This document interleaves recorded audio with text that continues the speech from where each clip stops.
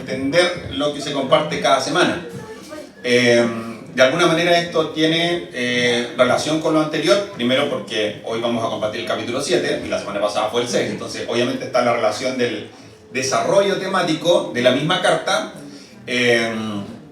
pero también porque hay una conexión bien directa entre el tema de la semana pasada, en el que Pablo empieza a desarrollar esta idea de ¿será que habiendo sido librados de la esclavitud del pecado, tenemos ahora entonces chip libre para hacer cualquier cosa? Y como que el pecado ya no nos afecta en nada, sino que podemos vivir haciendo lo malo y eso es irrelevante de alguna manera. Y Pablo dice un firme, por supuesto que no, de ninguna manera. Y se conecta bastante con el capítulo 7, aunque hoy obviamente voy a enfatizar un aspecto distinto. No solo voy a leer otros versículos, sino que voy a enfatizar algo diferente respecto del capítulo 7. El capítulo 7 es muy conocido y al mismo tiempo es un capítulo que se puede interpretar de distintas formas según cómo nosotros percibamos la relación a la que tenemos acceso con el Espíritu Santo y cómo concebimos la idea de santidad. Voy a leer algunos versículos. En esta pasada no voy a leer el capítulo entero, pero sí te voy a contar un poquito lo que dice al principio, para luego leer la parte que es como más célebre. Y al principio lo que Pablo dice está sumariando cómo nosotros hemos sido liberados literalmente, de manera profunda, de la esclavitud del pecado, y cómo esta esclavitud se hizo para nosotros manifiesta a través de la ley. Cuando existe la ley, dice Pablo, nosotros llegamos a tomar conciencia de que estamos transgrediendo lo que esa ley establece. Entonces, él dice que la ley solo afecta a las personas mientras se está vivo. Y toma el ejemplo del matrimonio. Dice, una mujer que se casa con otra persona, estando casada, es adúltera. Pero si el esposo muere y se transforma en una viuda, entonces se puede casar y no está transgrediendo ninguna norma. Porque la ley solo afecta a las personas mientras se está vivo. Y Pablo dice, pero nosotros hemos muerto. Y es lo que la semana pasada enseñábamos. Éramos esclavos del pecado, pero cuando el pecado, que en el capítulo 6 está personificado como un ser que representa a este esclavista, cuando él hace recuento de sus esclavos, no encuentra a aquellos que han nacido de nuevo, porque han muerto para esa realidad y han sido traspasados de un reino de tinieblas a un reino de luz. En ese sentido, nosotros ya no somos afectados por la ley porque hemos muerto a la ley como consecuencia de lo que Jesús ha hecho. El capítulo 4 dice así, versículo 4, perdón. Por lo tanto, mis amados hermanos, la cuestión es la siguiente. Ustedes murieron al poder de la ley cuando murieron con Cristo. Y ahora están unidos a aquel que fue levantado de los muertos. Como resultado, podemos producir una cosecha de buenas acciones para Dios. La libertad en la Biblia normalmente es explicada primero como en abierta oposición al libertinaje. La libertad no es hacer lo que se me antoje, sino ser libre del pecado para poder someterme al gobierno de Jesús sobre mi vida, el cual, en contraste a lo que la muerte y el pecado producen como fruto, a lo que el pecado produce como fruto, que es muerte, el someterme, el esclavizarme a Jesús produce vida, en contraste. Pero luego de decir esto, Pablo empieza a escribir una tragedia. Y Pablo, cuando describe esta tragedia, es como medio disruptivo cuando uno lee esta carta y pasa de un capítulo a otro, porque pareciera como que Pablo está hablando de sí mismo. Pero no puede estar hablando de sí mismo, porque sería una contradicción de muchas otras cosas que él enseña. Y la tragedia que él describe es que en nosotros existe una permanente paradoja. Y es que queriendo hacer lo bueno, hacemos lo malo. Y él describe esto como una tragedia. Y llega al final a esta conclusión trágica. Dice, quiero hacer lo que es bueno, pero no lo hago. No quiero hacer lo que está mal, pero igual lo hago. Ahora, si hago lo que no quiero hacer, realmente no soy yo el que hace lo que está mal, sino el pecado que vive en mí. He descubierto el siguiente principio de vida, que cuando quiero hacer lo que es correcto, no puedo evitar hacer lo que está mal. Amo la ley de Dios con todo mi corazón, pero hay otro poder dentro de mí que está en guerra con mi mente. Ese poder me esclaviza al pecado que todavía está dentro de mí. Soy un pobre desgraciado. ¿Quién me libertará de esta vida dominada por el pecado, y la muerte? Gracias a Dios, la respuesta está en Jesucristo nuestro Señor. Así que ya ven, en mi mente de verdad quiero obedecer la ley de Dios, pero a causa de mi naturaleza pecaminosa soy esclavo del pecado. La pregunta que se hacen los biblistas es, ¿de quién está hablando Pablo? Porque si este fuera Pablo hablando acerca de sí mismo, a estas alturas de su vida, cuando ya ha experimentado un encuentro con Jesús que transformó su vida y llenura del Espíritu Santo, entonces este mismo Pablo no podría decir sean imitadores de mí como yo soy imitador de Cristo. Lo que tendría que decir es, miren chiquillos, cuando yo enfrento una dificultad, hago lo malo pero le echo ganas. Así que imítenme a mí y tengan buenas intenciones, pero sigan haciendo lo malo. Sería una contradicción absoluta que la misma persona nos diga estas cosas. Cuando yo empecé a hablar de Romanos, les contaba que Pablo escribió esta carta en su tercer viaje misionero. Entonces, este Pablo que describe esto en el capítulo 7, no puede estar hablando de sí mismo porque es un Pablo que ya ha experimentado el poder de Dios en su vida. Luego, cuando nosotros leemos este tipo de pasajes y encontramos esta tragedia, pasan dos cosas. Pasan muchas más, pero dos cosas que yo quiero señalar hoy. La primera es que uno siente que esa persona perfectamente podría ser yo. Porque muchas veces hago lo que sé que no está bien, aun cuando creo que lo que Dios dice que está bien es lo correcto. Le creo a Dios. Creo que las cosas que Él dice que son buenas, efectivamente son las cosas buenas.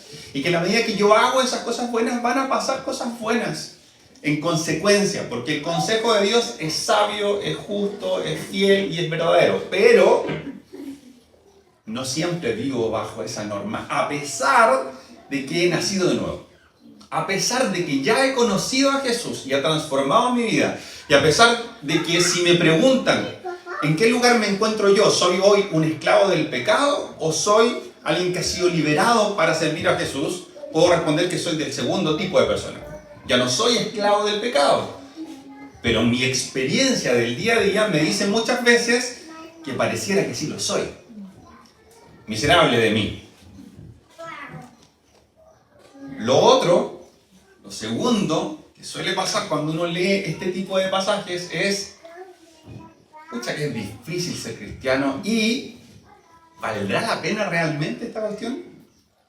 Porque hay momentos en los que yo experimento que Dios irrumpe en mi vida y me hace total sentido de que vivir para Él es espectacular.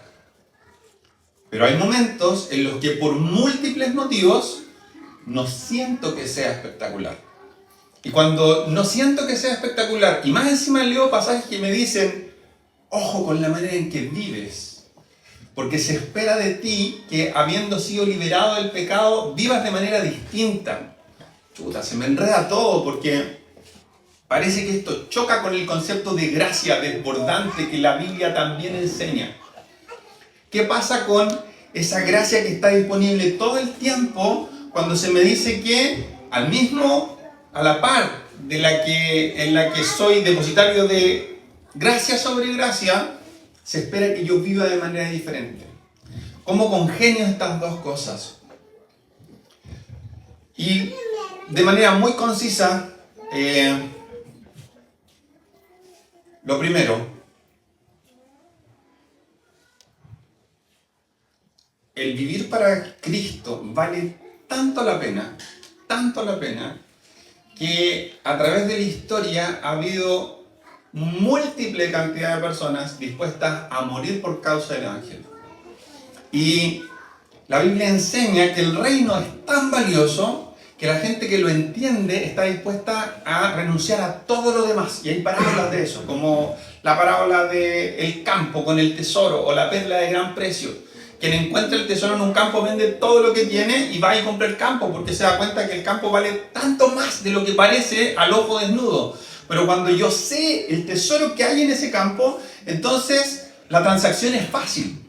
Si yo sé que hay 800 toneladas de oro, vender mi auto en proporción es poquísimo. Es un precio que vale la pena por completo. Y si tengo un auto y una casa, vender las dos cosas por 800 toneladas de oro vale la pena por completo. Porque lo que hay en el campo es tanto más valioso, que todo lo que yo tenga y pueda perder no se compara con lo que voy a ganar. Lo mismo pasa con la perla. Esta parábola que dice que el que busca perlas de alta calidad y encuentra una perla de la mejor calidad, va y está dispuesto a vender todo lo que tiene para adquirir esa perla. Y en ambos casos, lo que tenemos es que entre medio tiene que haber un entendimiento. El que encuentra el tesoro es el que sabe que el campo vale más de lo que parece.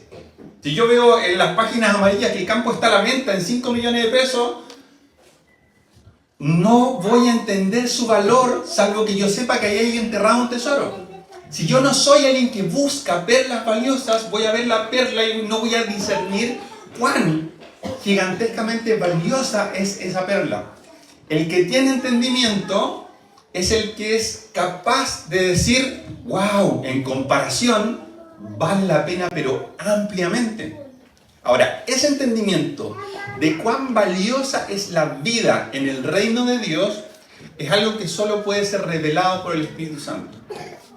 Yo puedo haber escuchado esta historia muchas veces. Puedo haber escuchado que Jesús murió por mí en la cruz. Pero lo que me hace entender en un momento cuán profundamente valioso, impactante y transformador es eso, es que en un momento el Espíritu Santo me lo revele. No solo cognitivamente, sino que algo irrumpa en mi corazón y de repente diga, wow, esto vale más que cualquier cosa en el mundo.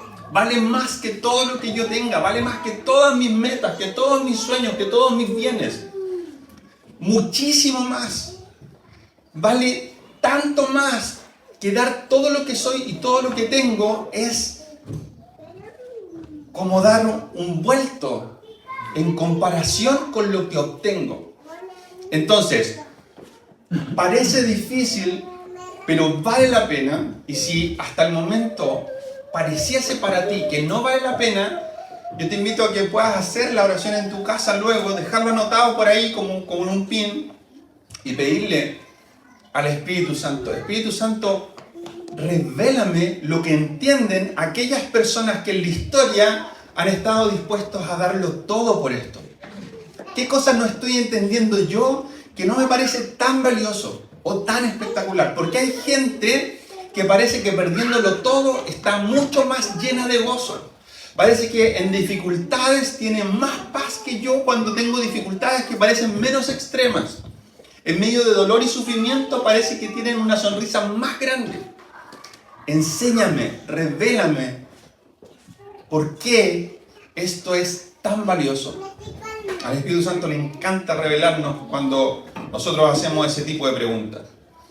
Y lo segundo que quiero compartir en respuesta a esto anterior, respecto de lo difícil que es precisamente que el capítulo 6 nos dice: ahora que hemos sido traspasados de la muerte a la vida, dejamos de ser esclavos para ser libres, libres para Dios, nos enfrentamos a una realidad en la que no da lo mismo cómo vivamos. Y el capítulo 7 lo que hace es mostrarnos un desarrollo de esa idea, pero de manera más cruda. Llevarlo a un escenario trágico, en la que Pablo termina diciendo: miserable de mí. Soy incapaz de vivir de esta manera gloriosa a la que estoy siendo invitado. Y cuando la Biblia nos muestra una progresión que va hacia abajo para describir cada vez más trágicamente nuestra condición, no es para hacernos sentir impotentes o incapaces, sino que es para que, llegado al punto en el que decimos, chuta, esta cuestión está realmente difícil, podamos comprender que el cristianismo es accesible no porque sea fácil, sino porque para nosotros hay disponible poder. Eso es lo que hace que el cristianismo sea accesible. No bajar las demandas del Evangelio, sino recordarnos que el mismo poder que levantó a Jesús de los muertos es el que habita en los que han depositado su fe en Jesús.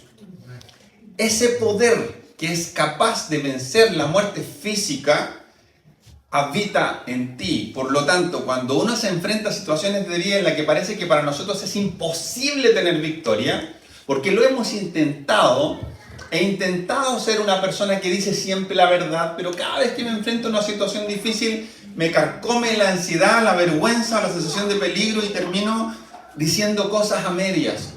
He fracasado muchas veces.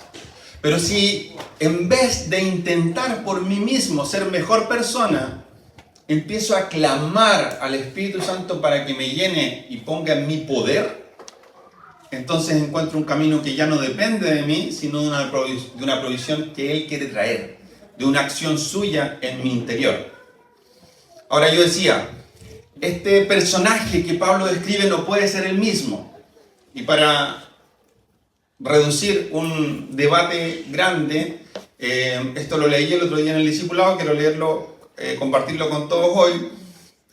Hay tres rasgos que tiene esta persona que describe Pablo. Lo primero es que ama la ley, porque dice, amo tu ley, pero no soy capaz de vivir de acuerdo a ella. La ama, eso está claramente explicitado en este pasaje. Sigue siendo esclavo del pecado. Por consiguiente, no es un cristiano liberado. O sea, claramente hay un amor por la ley que tiene que ver sí o sí con una predisposición buena hacia Dios. O sea, nadie que odia a Dios ama su ley. Por lo tanto, no estamos hablando de una persona que es indiferente a la ley de Dios. Alguien que ama la ley, pero se ve completamente incapacitado para vivir de acuerdo a ella. Entonces, ama la ley, pero sigue siendo esclavo, por lo tanto no es un cristiano liberado. Y en este capítulo 7 hay una absoluta ausencia del Espíritu Santo. Cuando él relata su condición, el Espíritu Santo no aparece en ninguno de los versículos del capítulo completo. Inmediatamente empieza el capítulo 8, el Espíritu Santo irrumpe. Y termina el capítulo 8 con este poema extraordinario de nada ni nadie me puede apartar del amor de Dios, el cual se ha manifestado precisamente en que yo soy su hijo. Y el testimonio de eso es que su espíritu habita en mí. Y eso ha sido sellado en mi interior de tal forma que ni lo alto, ni lo profundo, ni la vida, ni la muerte, ni poderes, ni principados, ni hambre, ni angustia, ni tribulación, nada me puede apartar del amor de Dios. Pero en el capítulo 7 el Espíritu no aparece en ningún momento. Entonces esta persona que se describe ama la ley, se ve incapaz de cumplirla y no sabe nada del Espíritu Santo. Una forma no de interpretar, sino de ver cómo este pasaje puede verse reflejado en nuestra realidad hoy, es reconocer que hay algunas personas que vienen a la iglesia. Habemos personas en momentos de nuestra vida y hay personas que van a iglesia y hay personas que han venido a esta iglesia y en momentos puedo ser yo de nuevo, que podrían catalogarse como cristianos del Antiguo Testamento. Obviamente esto es una contradicción, lo que muestra que es una anomalía. Dan señales de que han nacido de nuevo porque aman a la iglesia y aman la palabra de Dios. Pero su religión está en la ley y no en el evangelio. En la carne, no en el espíritu. En la esclavitud a reglas y disposiciones y no en la libertad adquirida a través de Jesucristo. son como Lázaro cuando acababa de salir de la tumba. Estaba vivo, pero todavía estaba atado de manos y pies. Juan 11, 43 y 44 dice esto. Entonces Jesús gritó: Lázaro, sal de ahí. Y el muerto salió de la tumba con las manos y los pies envueltos con vendas de entierro y la cabeza enrollada en un lienzo. Y Jesús les dijo: quítenle las vendas y déjenlo ir. Lázaro ya había resucitado. De la misma manera que quienes depositan su fe en Jesús pasan de muerte a vida. Pero estando vivo, no estaba libre. Seguía estando atado. Por eso le puse como título a esto: Vida sin libertad. Porque aun cuando hay una contradicción, no son antónimos, pero son términos contradictorios, lo cierto es que es posible que nosotros estemos espiritualmente vivos, pero que no vivamos libres. Y Pablo entiende esto, y en Gálatas 5:1 dice esto: Cristo nos libertó para que vivamos en libertad. Por lo tanto, manténganse firmes y no se sometan nuevamente al yugo de esclavitud. Puede parecer una redundancia como algo de perogrullo. Cristo nos libertó para que estemos libres. Pero lo cierto es que podemos haber sido liberados, haber nacido de nuevo, estar espiritualmente vivos y no vivir libres. Lázaro, entre las muchas cosas que nos enseña su historia, es también esto: podemos estar vivos, pero estar completamente atados y amarrados. La libertad primero nos es dada para que pasemos de la muerte a la vida. Habiendo pasado de la muerte a la vida, se nos da poder para que seamos libres del pecado. O sea, no solamente ya no somos culpables, sino que lo que decía la semana pasada, ahora podemos no pecar.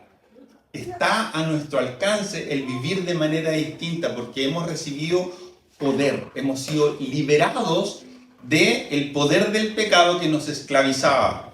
Pero también la libertad es libertad para poder hacer el bien, para poder hacer las cosas buenas. Entonces, si la libertad produce todas estas cosas, primero, que la muerte ya no es parte de esa realidad, de aquellos que han sido liberados. Segundo, que el pecado ya no es el señor de esta gente, sino que estas personas que son liberadas quedan libres de ese yugo. Y tercero, que han sido liberados para hacer el bien, para hacer cosas buenas.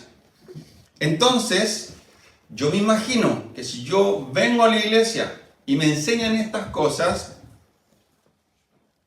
si me dicen que esta iglesia, como el cuerpo de Cristo en todas partes, es una comunidad que ha sido liberada del yugo del pecado, yo espero que la iglesia sea un mejor lugar para habitar y para relacionarme que los lugares donde se vive en esclavitud del pecado. Porque el pecado es todo lo que se opone a Dios, y Dios es bueno, entonces el pecado es cosas malas. El pecado no produce cosas buenas en el otro, como solo por ignorancia o por no ser capaz de cumplir un estándar. El pecado produce muerte. El pecado hiere, mata, roba, destruye, avergüenza. No hay nada bonito en el pecado. Por lo tanto, cuando yo voy a una comunidad que ha sido liberada del pecado, lo que espero es que esa comunidad sea distinta. Que las relaciones dentro de ella sean distintas y que sean mejores. Porque en un lugar donde se es esclavo del pecado, no debiese ser igual que un lugar que es libre del pecado. De la misma manera, si una casa es libre del yugo del pecado, si una familia, si un hogar, si una persona que vive sola es libre del yugo del pecado, se espera que el ambiente en esa casa mejore. Porque antes yo no podía elegir hacer lo bueno. Cada vez que Satanás o las tinieblas o mi carne era tentada y era confrontado, seducido con algo, incluso si algo que podía parecer bueno, siempre era un engaño.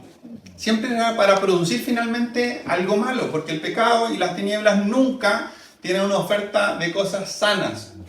Por lo tanto, si yo he sido libre de eso, se espera que el ambiente en mi casa cambie, que los valores en mi casa cambien, que la realidad de mi casa cambie, que mi casa sea mejor. Que quienes viven en mi casa noten la diferencia entre el Claudio no regenerado y el Claudio regenerado. El Claudio que ha sido liberado y el Claudio que antes vivía que no era liberado. Entonces, si yo aprendo ya como individuo que he sido liberado del poder del pecado, ¿tú esperarías tener una mejor vida, una peor vida o da lo mismo? No marca ninguna diferencia. El tema es que hay una pregunta que es, ¿cómo quieres vivir de aquí en adelante? Pero lo maravilloso de la respuesta desoladora que puede surgir, así como, quiero vivir para Dios. Quiero ejercer mi libertad para servir a Cristo y ver cómo eso produce cosas buenas y trae frutos de cosas buenas. Pero no tengo idea cómo, porque he querido hacerlo por mucho tiempo y fracaso una y otra vez. Y no construyo relaciones sanas, ni en el trabajo, ni en mi familia, en ninguna parte hago las cosas bien. Parece que fracaso una y otra vez, que vuelvo a estar atrapado, atrapada en los vicios de siempre, en las cosas que reflejan una realidad lejos del reino de Dios, relaciones que reflejan una cultura distinta a la del reino de Dios, una y otra vez. Quiero leer dos cosas y con esto terminar. La primera es que es común para nosotros identificar la tragedia de nuestra propia vida porque todos pasamos por ese lugar. Y cada cierto tiempo muchos de nosotros volvemos a ese lugar. Momentos en que no estamos haciendo las cosas bien, incluso queriendo hacerlas bien.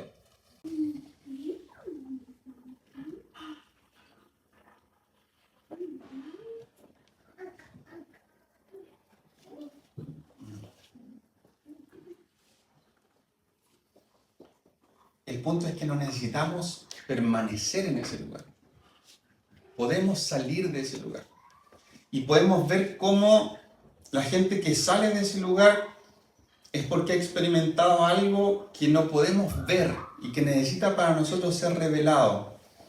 Porque la gente que deja de observar su propia tragedia no es porque deje de haber tragedia en su vida.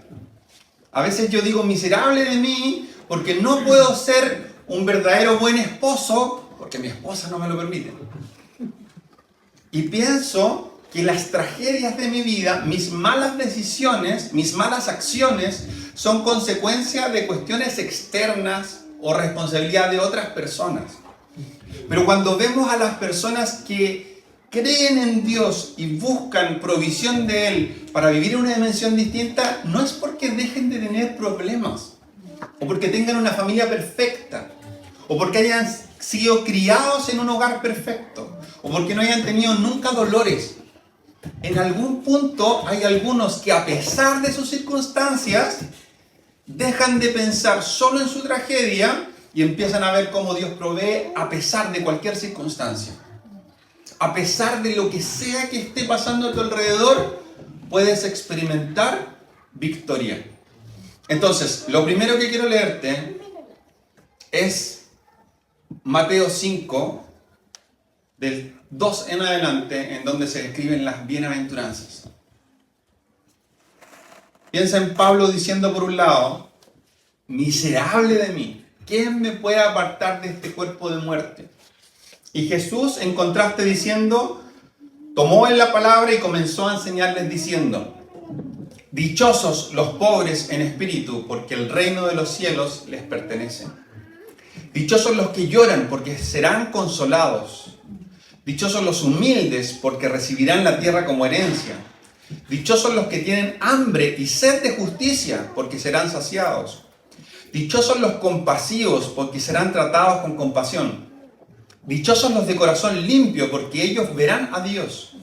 Dichosos los que trabajan por la paz, porque serán llamados hijos de Dios.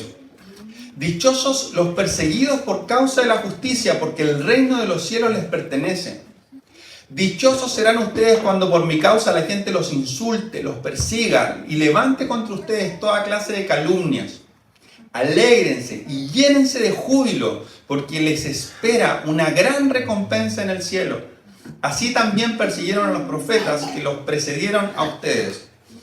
La palabra que se traduce como dichoso en esta versión, en otras bienaventurados, cuando la leemos de corrido y leemos lo que dice a continuación después de cada bienaventuranza, pareciera que está hablando de una relación entre una acción y una recompensa futura.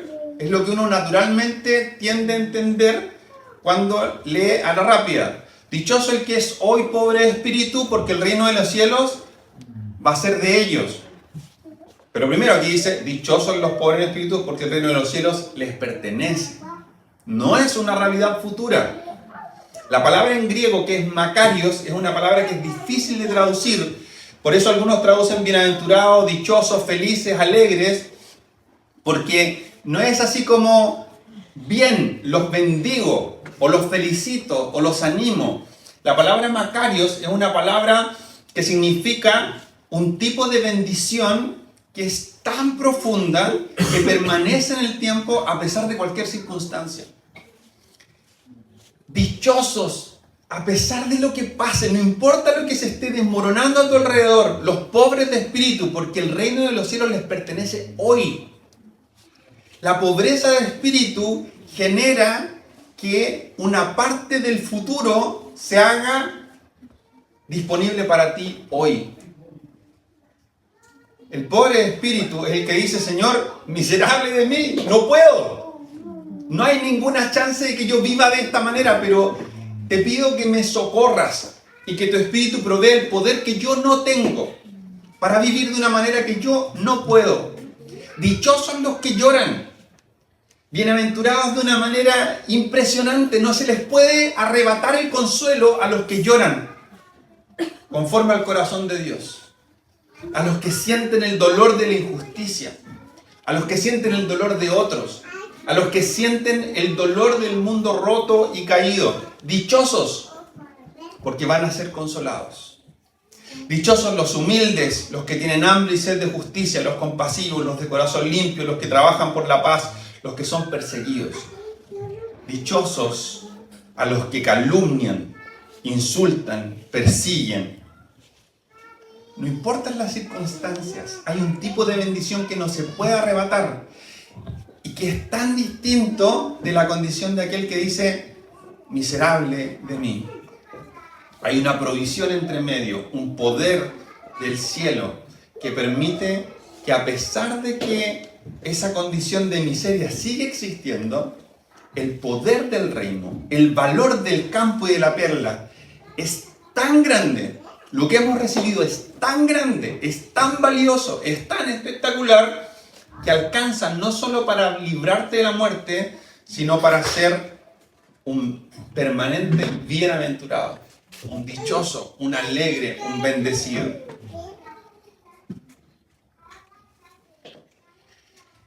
Y lo último es que hay dos cosas que Dios quiere proveer para nosotros para salir de esa vida sin libertad. La primera es que Pablo llega hasta un punto, describe la miseria y no menciona al Espíritu. La primera provisión es el Espíritu Santo de Dios. El Espíritu Santo es indispensable para poder vivir en libertad. Si yo no dejo que el Espíritu me guíe en la vida, si yo no tengo una relación con Él, si yo no escucho la palabra de Dios, si yo no me alimento, entonces estas cosas van a ser imposibles. Pero también lo otro que nos aparta de esa miseria, lo otro que podemos ver en Pablo describiendo como figurativamente a sí mismo en el capítulo 7, es una desoladora soledad. Pablo, cuando se ve a sí mismo absolutamente impotente, está solo, completamente solo. No está teniendo una vida en comunidad, no está siendo inspirado y animado por otros, no está siendo sostenido por otros. Y esta lección la vemos también reflejada en la resurrección de Lázaro. Lázaro está vivo, pero sigue estando atado. Está vivo, pero no es libre. Y Jesús le dice a los que son testigos de la resurrección, vayan y quítenle ustedes las vendas. Necesitamos al Espíritu Santo, pero también necesitamos a otros. Cuando yo estoy solo, las verdades espirituales me parecen imposibles, porque en mi soledad solo veo mis capacidades y veo que esas capacidades no me alcanzan, me quedo corto, entonces fracaso. Cuando camino con otros y esos otros aprendemos juntos a ser vulnerables, es una palabra que está de moda, pero está de moda solo la palabra, porque la verdad es que ser vulnerables es siempre amenazante. Es siempre difícil. Si yo abro mi corazón descarnadamente para que los otros sepan quién soy, todos mis sentidos de autopreservación me dicen que eso puede salir mal. Y una cosa trágica, muchas veces sale mal. Porque no siempre los otros honran y cuidan la valentía de mostrarme tal cual soy. Pero cuando una comunidad logra abrazar esto y aprendemos a mostrarnos tal cual somos, no para sobarnos la espalda y decir, yo soy igual, sí, yo también le robé a mi mamá.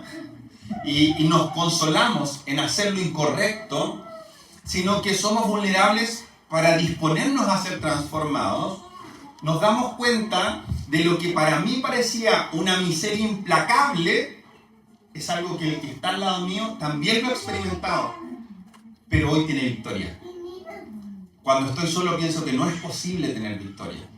Cuando estoy solo pienso que la gente que está por allá, yo conozco como a 3 personas en la iglesia que levantan las manos con tantas ganas que yo creo que esa gente no tiene problemas, o que ya lo resolvió, o que es tan bueno que yo nunca voy a ser como esa persona. Nunca voy a poder levantar las manos y cantar o hacer las cosas o las oraciones o decir las cosas o ser tan buen chato como esa persona. Desde lejos idealizo al otro y pienso que el otro no tiene problemas, o pienso que el otro tiene un corazón que es tanto mejor que el mío que yo nunca voy a poder ser así. Pero cuando camino con otros y me doy cuenta que esos otros son reales, como yo, gente común, y que a pesar de ser gente común, con sus quebrantos, con sus historias, con sus torceduras, Dios los transforma y los eleva, entonces me doy cuenta de que eso también está disponible para mí. Y la Biblia enseña esto, dice, Elías era un hombre sujeto a pasiones semejantes a las nuestras, pero cuando él oró, la lluvia se detuvo por 3 años. Y cuando él volvió a orar, entonces volvió a llover. La historia de la Biblia de gente que hizo cosas extraordinarias está escrita a través de personas como tú y como yo. Gente que en momentos guateaba, gente que en momentos se quedaba corta, gente que tenía malos pensamientos, gente que a ratos tenía miedo, gente que en un momento como el propio Elías estaba ahí, pero en la gloria misma, mostrando el poder de Dios y una fe descomunal, y al ratito está arrancando porque piensa que lo van a matar y que no tiene salvación.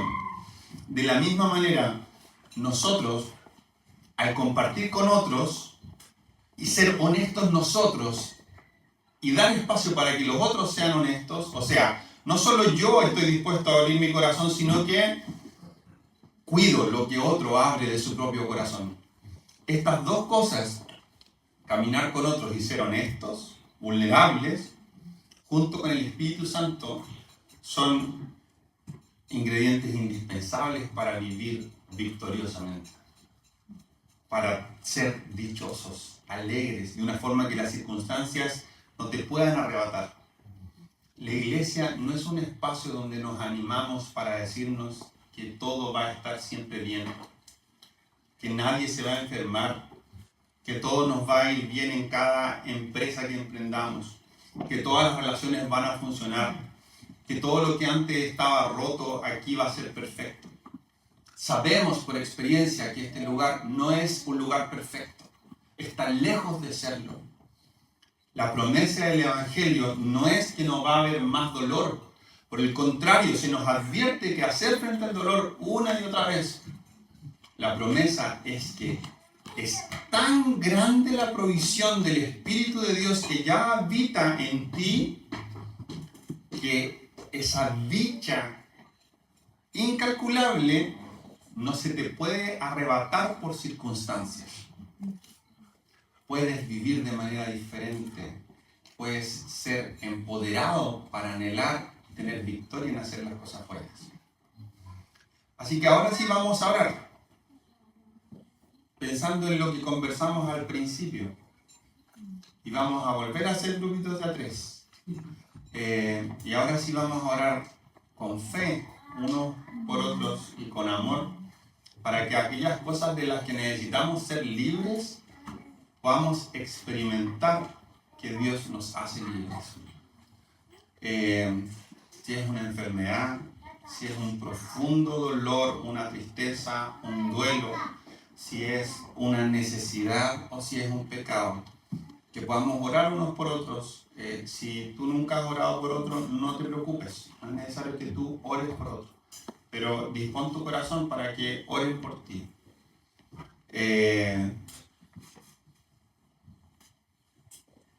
Y yo te animo a que nuestra oración sea para hacer este círculo virtuoso, sea que el Espíritu Santo se revele hoy en la vida del otro y provea poder.